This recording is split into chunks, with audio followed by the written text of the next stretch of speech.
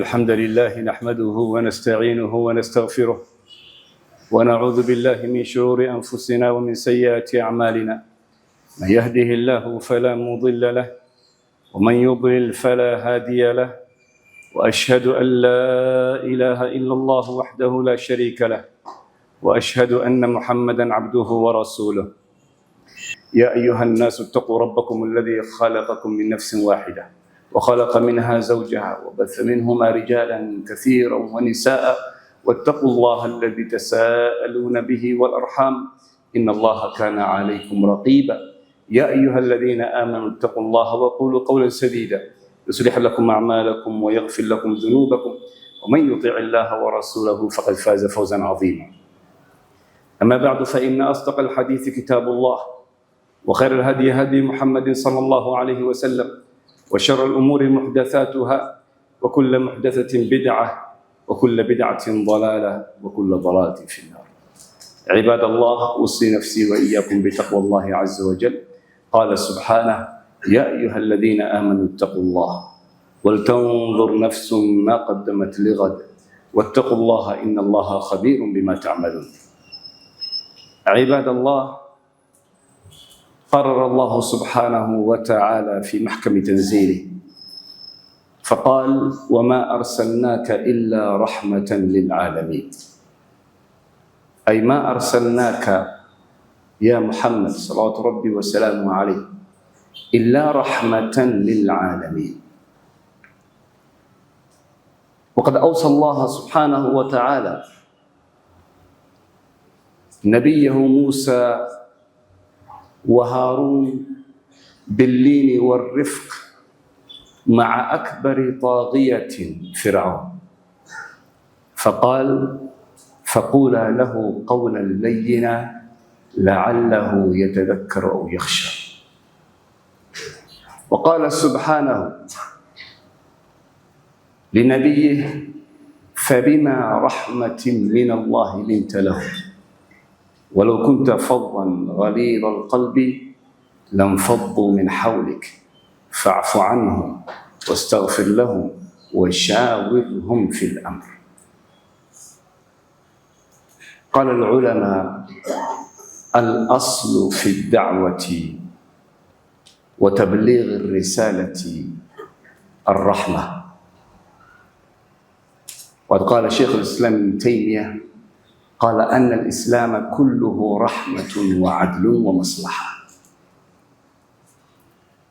وفسر مثل هذه الأقوال أو مثل قول ابن تيمية الإمام القرطبي وابن كثير وغيرهما.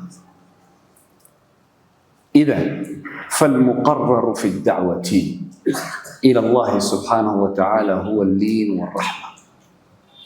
فإذا نظرنا في أحاديث النبي صلى الله عليه وسلم وسنته، يقول النبي صلى الله عليه وسلم: ما كان الرفق في شيء إلا زانه، وما نزع من شيء إلا شانه. متفق عليه. وإن الله جميل يحب الجمال، إن الله رفيق يحب الرفق. إن فيك خصلتان يحبهما الله ورسوله، يحبهم الله: الحلم والأناة. فالحلم والرفق والأناة من سمت الأنبياء والسلف. إذن هل نقول ليس هناك تشدد أو حزم في القرآن؟ يوجد حزم في القرآن. وأسلوب القرآن ينقسم إلى 3 أقسام عباد الله. ينقسم أولاً إلى الإقناع، ثم الترغيب، ثم الترهيب. فالله سبحانه وتعالى يقنع عباده بالتوحيد وعبادة الله سبحانه وتعالى وحده، كما قال سبحانه: لقد كفر الذين قالوا إن الله هو المسيح ابن مريم.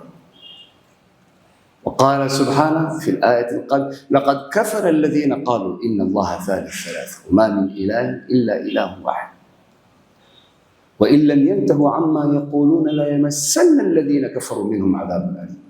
أي هناك عذاب لا يمسنا. لكن ماذا قال الله سبحانه وتعالى بعد ذلك؟ أفلا يتوبون إلى الله ويستغفرونه والله غفور رحيم. ما المسيح ابن مريم إلا رسول قد خلت من قبله الرسل. أسلوب الإقناع يقنع الله سبحانه وتعالى عباده ممن كفروا وقالوا أنه ثالث ثلاثة.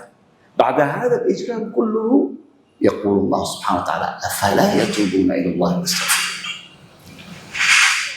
والله سبحانه وتعالى يرغبهم فيقول قل يا عبادي الذين أسرفوا على أنفسهم لا تقنطوا من رحمة الله إن الله يغفر الذنوب جميعا. ويرهبهم وقال فمن شاء فليؤمن ومن شاء فليكفر إنا أعتدنا للظالمين نارا. هذا ترهيب.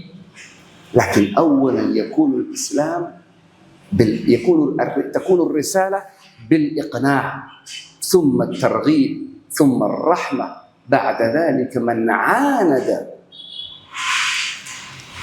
هناك تأتي الشدة والنذير. لأن الله سبحانه وتعالى أرسل نبيه بشيرا ونذيرا. إنا أرسلناك بالحق بشيرا ونذيرا.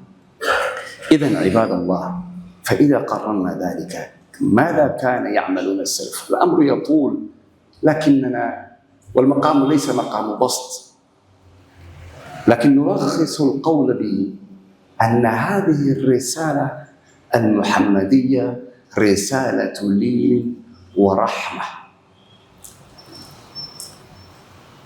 وهذا كان ديد النبي صلى الله عليه وسلم وأصحابه.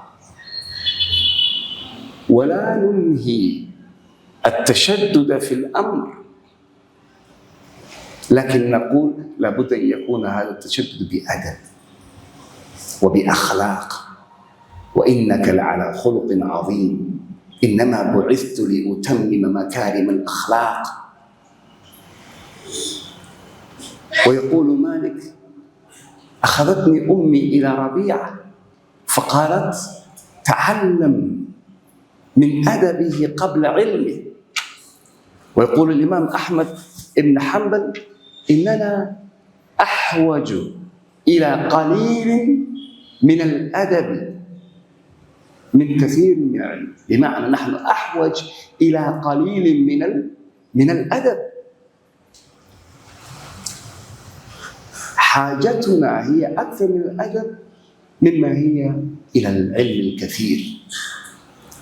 وقال سفيان الثوري كانوا يطلبون العلم مع الأدب، فإذا فاتهم الأدب صاروا همجا لا يعرفون ما يقولون.